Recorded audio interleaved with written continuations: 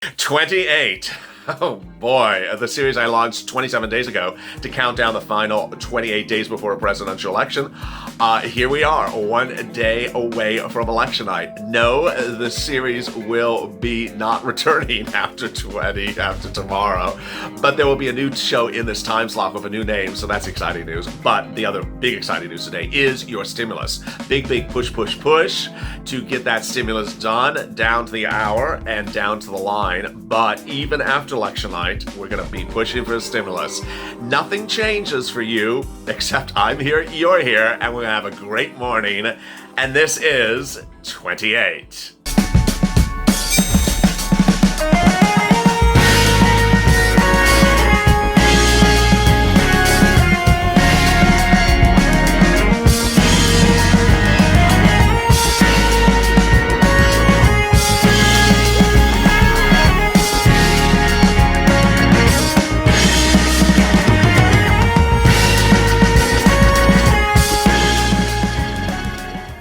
Hey, good morning, everybody. This is 28. It's a great day. There's a lot of big developments. And boy, one day before election night, but your stimulus is coming. It's coming. The bond market said minutes ago it's coming. That's why bonds are trading down trading up because they expect that it's going to cost a lot of money to send out the stimulus and that the banks are going to do really well on it. So this is incredible, great news. I'm so excited for you. Thank you for joining me. If you've not already subscribed to this channel, make sure you subscribe on the Funness channel. Hit that subscribe button. Also, there's alert button. Hit that alert so you don't miss a video when a new video goes live, because we're going to be changing up the schedule in the next 24 hours. It's going to be a lot of fun, all for election night.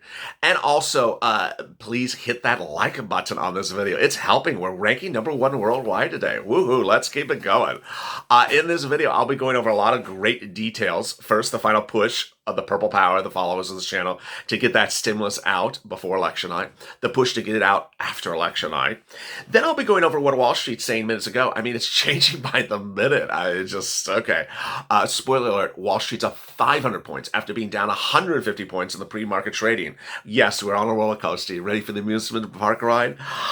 Next, your candidate and stress levels. I want you to understand that there's going to be a lot of stress in the next 24 hours, but not here. We're going to keep it easy breezy, and I'm going to explain to you how to get through it. Predictions. I'm going to be kicking those predictions to the curb. If you like to punt, and then get ready to get you out of your position ready, because we're going to be kicking something out to the street.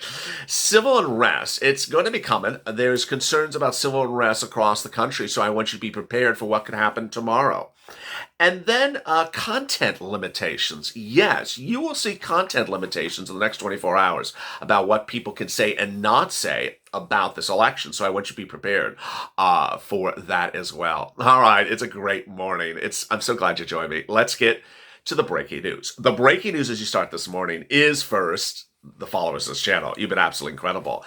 The followers of the channel I described as Purple Power. I came up with that name, upwards of about a month ago, and created Purple Power to describe the followers of this channel. After you called me Mr. Purple, because I wear a lot of purple. Today's a purple jacket with a purple shirt. And you said, Mr. Purple, Mr. Purple. I said, well, you have the Purple Power, and hence became Purple Power. In the first few days of Purple Power, I created the hashtag seats for stimulus, the number 4. And boy, it's been trending for weeks now. Seats for stimulus is the hashtag to say, you know what, if you don't give a stimulus, we're voting you out. Vote out all incumbents. Now, they say upwards of about 60% or 70% of the 2016 voter capacity have already voted by today. But there's still a lot of people who haven't voted. So make that message very loud and clear. Hashtag seats for stimulus. You didn't give us seats. You didn't give us stimulus. We're taking your seats. Next, hashtag MSC. Make it very clear to Wall Street, to Congress and to Wall Street that we're owed to multiple stimulus check. Hashtag MSC. And then there's the Purple Power Caucus. All that and more. Everything that we talked about on the channel is a push. Wall Street's seeing your push. And today, it's going on a ride. If you like an amusement park ride, boy, this is one. It initially was down 150 points in the pre-market trading, then down 100, then flat, then up a few dollars on morning's LALATE. Now, as I record 28, it's up 500 points. I mean, it's just early in the morning, and we're just going all over the place. This is because of stimulus. The bond market is now saying, you know what, the bond market's going to go up. It's going to go up nicely. Why? Because it's going to cost bonds to pay for the debt, and it's going to pay, and that debt is going to grow because of stimulus. So the bond market's betting on stimulus passing. And what's the reaction across the wires minutes ago? Jim Cramer, CNBC. If you're really going short, you're really betting that everything has gone wrong at this point. The markets really got oversold last week, and it's entirely possible we elect some tomorrow. That's regarding election uncertainty. I don't agree with Cramer on that. We already see statements of a massive amount of lawsuits being filed about voter contested. They're in Texas just minutes ago. In one of the counties, they're trying to throw out 100,000 ballots in one lawsuit. Adam Crisafulli, founder of Vital Knowledge, said in a note last night, the world's still largely in a holding pattern, awaiting clarity. The world is likely to see a lot of clarity in the next few days, thanks to the election being over, stimulus talks resuming in Washington, and further central bank support. Wow. So that's a mouthful. Let me go over that. First, he says that America's ready to get this election over. I think you are too, as I am. Second, he says we're all ready to get stimulus talks going in Washington right after this election. This is incredible great news. Wall Street generally knows what they're talking about before I know what we're talking about. They are anticipating stimulus talks to start right away, right after election night. Then they're also talking about further central bank support. Who is that? That's the Federal Reserve. I've been detailing that a little bit in the last few days, and you've been asking me a lot of great questions. The Federal Reserve determines monetary policy, but ultimately pushes for stimulus. They do a lot of things. They're concerned about inflation. They're concerned about price rising. And Jerome Powell has said he would step in if all the warning signs are in place. Well, they're in place now. Those warning signs that he delineated are COVID-19 cases, a lack of stimulus, and concerns about stagflation or inflation. All those things have happened in the last, 3 days? So everyone on Wall Street is really being focused on the Federal Reserve, and big wigs on Wall Street are making it very clear the Federal Reserve needs to move in this week, not December, because the next major briefing is December. They say they got to move in right now, and they think it's going to happen. This is incredible great news. Stimulus relief from Congress, stimulus relief from the Federal Reserve, stimulus talks from Congress, all this and more, and the bond market thinking it's going to happen. Oh boy, it's a good day. You see why you're here.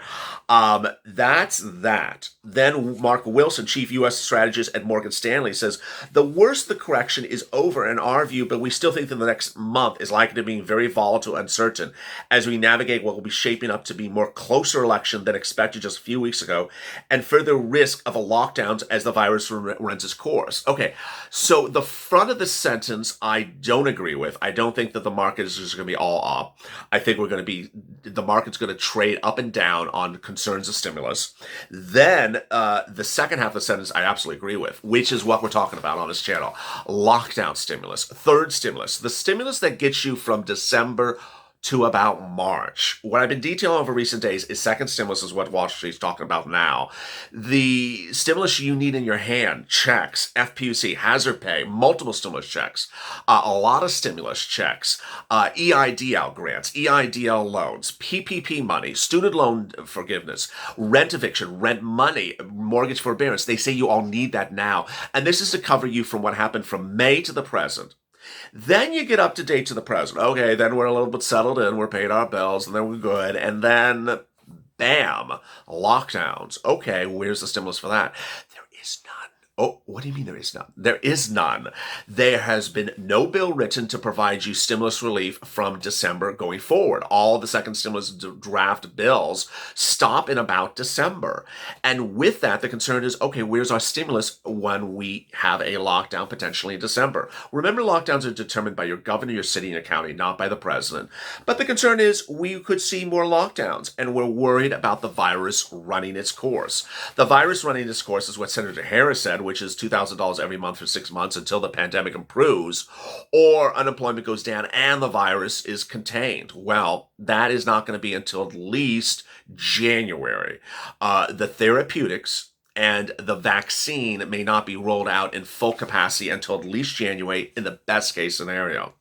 Next, your candidate. What is important to understand as we go into tomorrow for your candidate? It's important to understand that ultimately, if you are new to this channel, the reason why it's also called Purple Power is because this is a non-partisan channel. We push to get stimulus. We don't care if it's a Republican or Democrat. We're pushing for stimulus. We're pushing for your financial relief. We're pushing to get you from A to B through this pandemic. I started this channel because people were not getting relief in the first stimulus package, and then it continued down to the second stimulus package, and we're getting ramped up for not just the second, but the third. Ultimately, that's not a partisan issue. And what's important to understand is that if your candidate does not win tomorrow, I don't want you to be negative. I also don't want you to allow anyone to make you negative with their negativity. Oh, he won. This guy's going to be no good. Or she lost, and that guy's going to be no good. We don't do that here. And you shouldn't be doing it either, because ultimately it means nothing for your stimulus. You could do it on a political channel that's not here. Next, predictions. I've been saying this a lot, but I'm going to say this all the way down to the wire.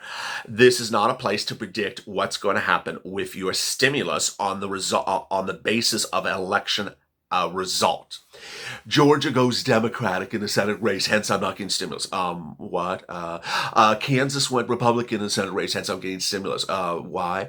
We're not doing that here because ultimately it's too hard to predict. When it's easy to predict, when all the indicators are there, we will go over the analysis. But it's not going to be today, and it's not going to be tomorrow. So ultimately, I don't want you to get fallen into the trap of seeing people sort of pull on your jugular and say, "Oh, Oklahoma went Democratic, hence you're getting stimulus."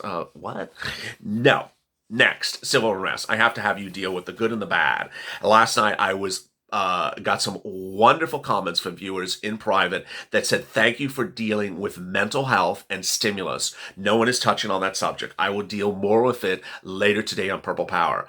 But on this video, I want to ensure you that if you do have anything that is in a busy metropolitan area, please prepare for civil unrest. What I did when this channel early started was there was a period of time in which rioting was occurring across the country. I privately told all followers who are small business owners that have anything that is clearly a targeted type of business to get the inventory out of the windows, to get the inventory away from this front, to lock the door and make sure you have all your security and your insurance up to date. Those type of businesses, if you have these type of businesses, I want you to be on high alert tomorrow and the day after. They are pharmacies, anything medical, anything for sportswear, anything for, unfortunately, for rifles or things like that, and then anything that is sportswear related. Those are the types of business that are and also high fashion. Those are the types of business that are usually targeted in civil unrest. Things like people can go and grab a Gucci bag out of a window, crash the window and get a Gucci bag, and then resell on eBay. I have had a lot of followers who have thanked me for those pre-predictions. Get the stuff out of the window, get it out of, if you can get the inventory out of your store for 24 hours, that is the best scenario. So ultimately, if they break in, there's no inventory there.